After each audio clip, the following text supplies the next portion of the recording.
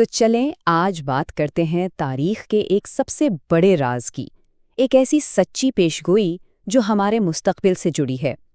کہتے ہیں کہ قیامت سے ٹھیک پہلے ایک اتنی خوفناک قوم آزاد ہونے والی ہے جو پوری زمین پر فساد برپا کر دے گی۔ ذرا سوچئے، ایک ایسی فوج جس کے سامنے کوئی نہ ٹک سکے، جو سمندر تک پی جائے۔ یہ کوئی فلمی کہانی نہیں ہے، بلکہ ایک ایسی حقیقت ہے جس کا ذکر 1400 سال پہلے کر دیا گیا تھا، اور یہ کہانی ہے یاجوج اور ماجوج کی۔ اس پوری بات کو ٹھیک سے سمجھنے کے لیے ہمیں تھوڑا پیچھے جانا ہوگا، زمانہ قدیم میں۔ ایک ایسی دنیا جہاں آج بھی ٹیکنالوجی کے باوجود کچھ ایسے علاقے ہیں جہاں انسان کی پہنچ نہیں ہے۔ قرآن ہمیں ایک ایسے ہی پر اسرار مقام کی طرف لے جاتا ہے۔ اور اس کہانی کے جو ہیرو ہیں وہ ہیں بادشاہ ذوالقرنین۔ وہ کوئی عام حکمران نہیں تھے، بالکل نہیں۔ اللہ نے انہیں بے پناہ طاقت اور ایسی حکمت دی تھی کہ ان کا مشن ہی زمین پر عدل اور انصاف قیام کرنا تھا۔ تو ہوا یوں کہ اپنے ایک سفر کے دوران ذوالقرنین 2 پہاڑوں کے درمیان ایک ایسی جگہ پہنچے جہاں انہیں ایک قبیلہ ملا جو شدید خوف میں مبتلا تھا۔ ان لوگوں کے چہروں پر موت کا ڈر صاف دکھ رہا تھا۔ اس قبیلے کے خوف کی وجہ؟ ایک قوم جس کا نام تھا یاجوج اور ماجوج۔ قرآن کے مطابق وہ انسانی شکل میں تو تھے، لیکن ان کی فطرت بالکل درندوں جیسی تھی۔ ان کا کام ہی زمین پر فساد پھیلانا اور تباہی مچانا تھا۔ وہ لوگ اتنے پریشان تھے کہ انہوں نے ذوالقرنین کے سامنے اپنی ساری دولت کا ڈھیر لگا دیا اور ان سے التجا کی کہ پلیز ہمیں یاجوج اور ماجوج سے بچانے کے لیے کوئی دیوار بنا دیں۔ لیکن ذوالقرنین، انہوں نے دولت لینے سے صاف انکار کر دیا، اور ان کا یہ جواب اتنا اہم تھا کہ قرآن نے اسے ہمیشہ کے لیے محفوظ کر لیا۔ اس سے ان کی نیت بالکل صاف ہو جاتی ہے۔ انہیں دولت نہیں چاہیے تھی، انہیں بس لوگوں کی محنت، ان کی قوت کی ضرورت تھی۔ اور بس اس کے بعد تاریخ کے سب سے انوکھے اور عظیم تعمیراتی منصوبے کا آغاز ہوا۔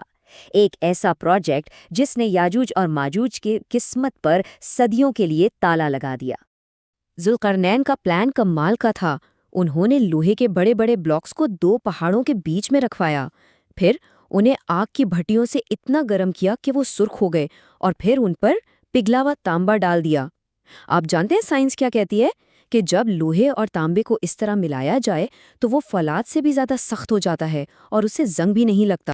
جب وہ دیوار ٹھنڈی ہوئی نا تو وہ شیشے کی طرح چکنی اور پتھر سے بھی زیادہ مضبوط تھی۔ اس دن یاجوج اور ماجوج کے لیے باہر نکلنے کا ہر راستہ ہمیشہ کے لیے بند ہو گیا۔ دیوار بنانے کے بعد بھی ذوالقرنین نے کوئی تکبر نہیں کیا۔ انہوں نے کہا یہ میرے رب کی رحمت ہے، اور اسی لمحے انہوں نے ایک پیشگوئی بھی کر دی کہ جب اللہ کا وعدہ یعنی قیامت کا وقت قریب آئے گا نا تو وہی اس دیوار کو ریزہ ریزہ کر دے گا۔ اچھا، اب ذرا منظر بدلتے ہیں۔ ذوالقرنین تو جا چکے، صدیاں بیت گئیں، لیکن اس دیوار کے پیچھے ہزاروں سالوں سے ایک ایسی جنگ جاری ہے جس سے ہم سب بے خبر ہیں۔ حدیث میں آتا ہے کہ یاجوج اور ماجوج سو نہیں رہے، وہ ہر روز ہر ایک دن اس دیوار کو گرانے کی کوشش کرتے ہیں۔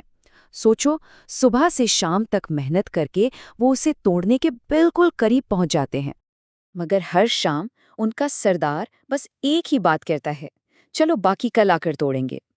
صدیوں سے وہ بس ایک لفظ کہنا بھول رہے ہیں، انشاءاللہ۔ اور صرف اس ایک لفظ کے نہ بولنے کی وجہ سے جب وہ رات کو واپس جاتے ہیں تو اللہ کے حکم سے وہ دیوار صبح تک پہلے سے بھی کہیں زیادہ مضبوط ہو چکی ہوتی ہے۔ لیکن ایک دن ضرور آئے گا جب یہ سب بدل جائے گا۔ یہ وہ وقت ہوگا جب قیامت کی بڑی بڑی نشانیاں ظاہر ہونا شروع ہو جائیں گی۔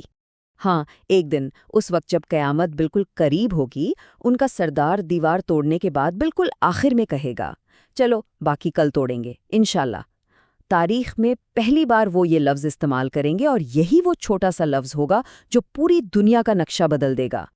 اگلی صبح وہ آئیں گے، دیوار ٹوٹی ہوئی ملے گی، بس ایک آخری ضرب، اور وہ سیلاب کی طرح زمین پر پھیل جائیں گے۔ ان کا پہلا گروہ ہی بحیرہ تبریہ کا سارا پانی ختم کر دے گا۔ وہ اپنے راستے میں آنے والے ہر انسان کو قتل کرتے جائیں گے، اور پھر اتنے تکبر میں آ جائیں گے کہ آسمان کی طرف تیر چلا کر اللہ کو چیلنج کرنے کی کوشش کریں گے۔ اس وقت لوگ اپنی جانیں بچانے کے لیے قلعوں میں، پہاڑوں میں چھپ جائیں گے، حتیٰ کہ اس وقت زمین پر موجود اللہ کے نبی حضرت عیسیٰ علیہ السلام بھی مسلمانوں کو لے کر اللہ کے حکم سے کوہ طور پر پناہ لے لیں گے۔ لیکن اس پیشگوئی کا انجام ہمیں یہ دکھاتا ہے کہ دنیا کی بڑی سے بڑی طاقت بھی اللہ کی قدرت کے سامنے کچھ نہیں ہے۔ جب انسان بالکل بے بس ہو جائے گا تب حضرت عیسیٰ اور ان کے ساتھی اللہ سے دعا کریں گے، اور پھر دنیا کی سب سے بڑی اور ظالم ترین فوج کو ختم کرنے کے لیے اللہ آسمان سے آگ نہیں برسائے گا، بلکہ اپنی سب سے معمولی مخلوق میں سے ایک کو بھیجے گا۔ اللہ ان کی گردنوں پر نغاف نام کا ایک کیڑا مسلط کر دے گا۔ یہ ایک چھوٹا سا معمولی کیڑا ہے جو اونٹوں اور بکریوں میں پایا جاتا ہے۔ راتوں رات یہ بیماری ان میں پھیلے گی اور صبح تک اربوں کی پوری قوم یاجوج اور ماجوج ایک ہی لمحے میں مر چکی ہوگی۔ اس کے بعد اللہ آسمان سے ایک رحمت کی بارش برسائے گا جو زمین کو بالکل پاک صاف کر دے گی۔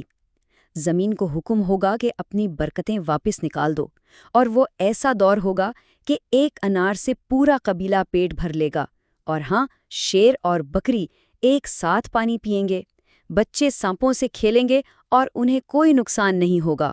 دیکھیں، یہ صرف ایک پرانی کہانی نہیں ہے، یہ قیامت کی ایک بڑی نشانی ہے جس کی ہر ڈیٹیل قرآن اور حدیث میں موجود ہے۔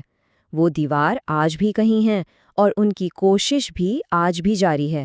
تو اصل سوال یہ نہیں کہ وہ کب آئیں گے، اصل سوال یہ ہے کہ جب وہ آئیں گے تو کیا ہمارا ایمان اس فتنے کا مقابلہ کرنے کے لیے تیار ہوگا؟